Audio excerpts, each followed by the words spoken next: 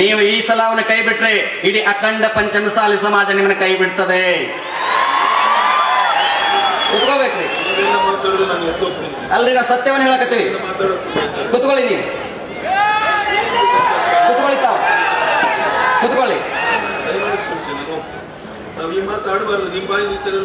ಕುತ್ಕೊಳ್ಳಿ ತಾವು. ನೋಡ್ರಿ, ಮೊನ್ನೆ ಸಲಹೆ ಕೊಡ್ತಾ ಇದೀವಲ್ಲ, ನಾವು ಬೆದರಿಸಲ್ಲ. ನಮ್ಮ ನ್ಯಾಯವನ್ನು ಕೇಳ್ತಾ ಇದೀವಿ, ನಾವು ನಮ್ಮ ಹಕ್ಕನ್ನ ಕೇಳ್ತಾ ಇದೀವಿ, ನಾವು ಕೇಳ್ತಾ ಇದೀವಲ್ಲ ನಾವು. ಮತ್ತು ನಮ್ಮ ಮೀಸಲಾತಿನ ಸರ್ಕಾರ ಘೋಷಣೆ ಮಾಡದೆ ಹೋದ್ರೆ, ನಾನೇನಾರ ಸತ್ರೆ ನೀವೆಲ್ಲ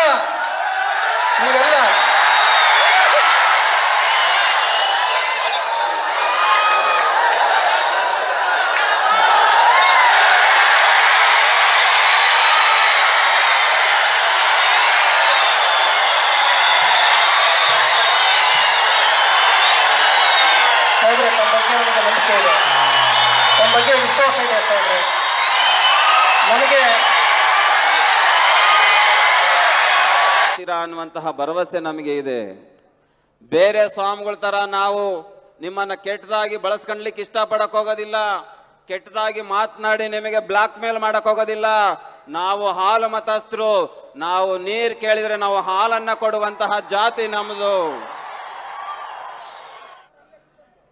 ನಾವಾದರೂ ಕೂಡ ಈ ವೇದಿಕೆಯಲ್ಲಿ ಮಾನ್ಯ ಮುಖ್ಯಮಂತ್ರಿಗಳಿಗೆ ಮನವಿಯನ್ನ ಮಾಡ್ಕೊಳ್ತೇವೆ. ಯಾಕಂತಂದ್ರೆ ನೀವು ಕರ್ನಾಟಕ ರಾಜ್ಯದ ಮುಖ್ಯಮಂತ್ರಿ, ಈ ರಾಜ್ಯದ ರಾಜ. ನೀವು ಕೊಡುವ ಸ್ಥಾನದಲ್ಲಿದ್ದೀರಿ, ನಾವು ಬೇಡುವ ಸ್ಥಾನದಲ್ಲಿದ್ದೇವೆ. ಕೊಡುವಂಥದ್ದು ನಿಮ್ಮ ಧರ್ಮ, ಬೇಡುವಂಥದ್ದು ನಮ್ಮ ಕರ್ತವ್ಯ.